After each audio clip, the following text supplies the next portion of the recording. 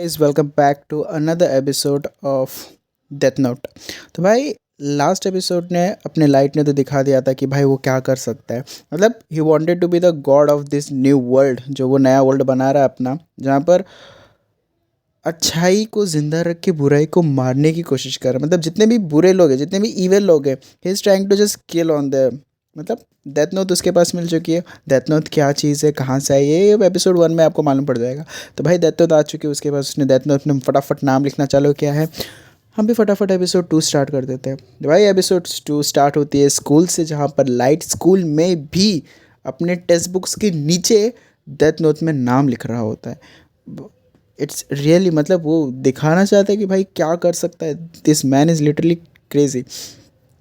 और वहाँ पर अपना रुइक बैठा रहता है हमेशा की तरह, कोई काम ना काज, उसको सिर्फ एप्पल ठूसते रहता है।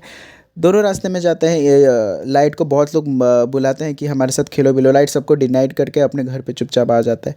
घर पे भी आके वो फटाक से बुक निकाल के देते नो, तो उसमें वापस नाम लिखना चालू कर देता है। रुइक मतलब शौक में कि भाई तुम इतना नाम लिख क्यों रहे हो, क्या इतना इतना डिटर्मिनेशन कैसे।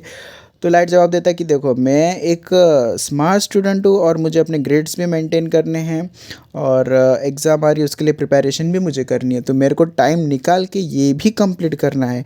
तो रोहित बोलता है कि भाई तुमको सुनने में दिक्कत होगी। तो फिर लाइट बोलता है कि यार कुछ पाने के लिए कुछ खोना तो ज़रूर पड़ता है। फिर आ जाती है उसकी बहन, जिसको सीखना रहता है, मतलब जिसको मैथ्स में आई थिंक प्रॉब्लम आती है, तो वो आ जाती है। अब वो अंदर आती है तो फिर भाई रुक भाई अब बोलता है कि भाई डेथ नोट उससे छुपा के रखना, क्योंकि डेथ नोट अगर उसने छू लिया गलती से भी, तो वो मुझे देख पाएगी और मेरी बातें भी सुन पाएगी। तो फिर लाइट बोलता है काफ़ी जल्दी नहीं बताया तूने, पहले नहीं बता सकता था। तो लाइट कैसे ना कैसे करके बुक को छुपा ही लेता है। और अब स्टार्ट होती है कॉन्फ्रेंस, जहाँ पर बड़े बड़े, मतलब जितने भी क्या बोलते हैं देश के सिक्योरिटी के लिए जो भी काम करते हैं, वो सब वहाँ पर आ जाते हैं। और अब दे आर डिस्कसिंग अबाउट कि जो भी ये मर्डर्स हो रहे हैं, मर्डर इंसेंस, जो भी ये डेथ्स हो रहे हैं इतने लार्ज अमाउंट में, वो एग्जैक्टली हो कैसे रहे, क्योंकि सारे डेथ का कॉज एक ही है, हार्ट अटैक। अब सब लोग कंफ्यूज है कि भाई सारे जितने भी जेल में बंद होते, जितने भी न्यूज़ में रहते, जितने भी न्यूज़पेपर्स में आते, टेलीविजन्स में दिखाते, वो सब एक साथ कैसे मर सकते हैं। तो फिर यही उनकी सब बकवास चलता रहता है, झगड़ा बिगड़ा करते रहते हैं। फिर आता है अपने एक हीरो की एंट्री, जो कि इस स्टोरी का बाप होने वाला है। कैसे होगा, क्यों होगा, मुझे नहीं पता, आप लोग को भी नहीं पता। हम अपनी स्टोरी के साथ आगे बढ़ेंगे और दिखाएंगे कि वो कैसे बड़ा बनता है। तो भाई उसका नाम, मतलब ही इज़ लिटरली, उसका एल होता है, उसका नाम एल होता है, ठीक है। और ही इज़ लिटरली, सो मतलब एक डिटेक्टिव रहता है, आई थिंक डिटेक्टिव बोल रहे हैं या प्रोफेशनल, कोई भी बोल लो उसको। वो मास्टरमाइंड है, मतलब ऐसा कोई भी केस नहीं जो सॉल्व नहीं कर पाता। और सबसे बड़ी बात यह है कि एल को आज तक किसी ने भी नहीं देखा, किसी ने भी नहीं देखा। एल दिखता कैसा है, नो बडी नोस। उसका फिगर आउट कैसा है, समथिंग, कुछ नहीं, किसी को कुछ नहीं पता उसके बारे में। सो वटारी ही एक ऐसा पर्सन रहता है जो उसको, उसके साथ बात करता है, कम्युनिकेट करता है, और इन लोग की तरफ उसको लेके आता है।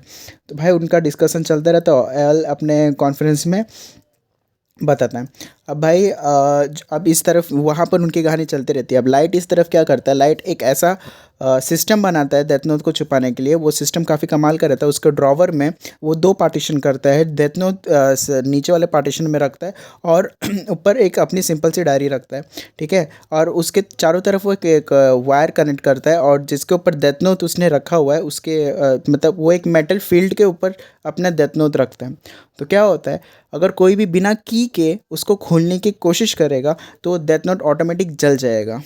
और की कहाँ पर लगाना है, कैसे उसको ओपन करना है, ये सिर्फ लाइट को पता है। By chance, in any chance, अगर कोई उसको ज़बरदस्ती खोलने की कोशिश करता है, तो डेफिनेटली डेथ बुक जल जाएगा, जिससे सारे एविडेंस किल हो जाएंगे कि इन सब के पीछे लाइट का हाथ था। सो यह मानना पड़ेगा, क्लेवर माइंड लगाया था।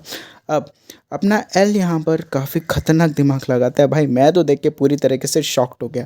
एल ये चाहता है कि जितने भी मतलब जितने भी कंट्रीज़ है, या फिर जितने भी जापानी, वो एल को इतना कॉन्फिडेंस रहता है कि ये जो भी किल्स हो रहे, जो भी हो रहे, वो अपने जापान में ही हो रहे। अब जापान में ही हो रहे, तो फिर एल को चाहिए जापानीज़ पुलिस और सारे इन्वेस्टिगेटर्स की मदद। और ये काफ़ी बड़ा था, मतलब ऑफ कोर्स काफ़ी बड़ा था, तो सारे पुलिस लोग जल्दी से एग्री नहीं कर रहे थे। तो उन लोग ने मारने की कोशिश की। एल ये इतना एल जानता था कि ये भी जो भी किलर है वो बिना विक्टिम के पास जाए ही, बिना बिना विक्टिम के पास जाए, मतलब उसके आसपास ना होके भी वो विक्टिम को किल कर सकता है। अब इसके लिए एल ने क्या किया, एल ने एक लाइव लाइव ब्रॉडकास्टिंग उसने एनेबल किया, और वहाँ पर एक एल वहाँ पर खुद बैठा और बातचीत कर रहा था सब कुछ वगैरह, कि मैं उस विक्टिम को निकाल के रखूँगा, उस क्रिमिनल को मैं ढो डालूँगा, उस क्रिमिनल को मैं मार डालूँगा। अब अपने एल को चढ़ गया जोश। एल बोलता है कि तू मुझे मारेगा। एल ने उसका नाम लिखा डेथ नोट पे, उसका फेस रिकॉग्नाइज करके उसके बारे में सोचा। अगले 40 सेकेंड्स में ही इज़ डेथ। अब मरने के बावजूद वापस बैकग्राउंड से आवाज़ आती है, और बैकग्राउंड से आवाज़ आके ये बोलते हैं कि से पकड़ लिया तुम्हें, मुझे पता था तुम जापान के किसी एक छोटे से एरिया में, और वो एरिया का नाम उसने बोला। और एल ने ये बोला कि भाई मुझे पता था कि तुम विक्टिम के बिना पास जाए विक्टिम को मार सकते थे, बस ये मेरी थियरी थी, लेकिन तुमने इसको प्रूफ में बदल दिया। लाइट भी शॉक्ड में कि क्या, ऐसा कैसे पॉसिबल है। भाई मैं बताता हूँ आपको कैसे पॉसिबल है। जो एल था, एल ने किसी और को वहाँ पर बिठाया था उसके नाम से। अब डेथ नोट की खासियत ये है कि तुम जिसके बारे में सोचोगे वही मरेगा। तो अब एल अपने इसने तो देखा नहीं है, डेफिनेटली इसने तो देखा नहीं है, किसने, लाइट ने तो देखा नहीं है कि एल कौन है, कैसा दिखता है। तो भाई टेलीविज़न पे जो था उसके बारे में सोच के उसने टेलीविज़न वाले को मार दिया, जिसके प्रूफ अपने लाइट को, अपने एल को मिल गया।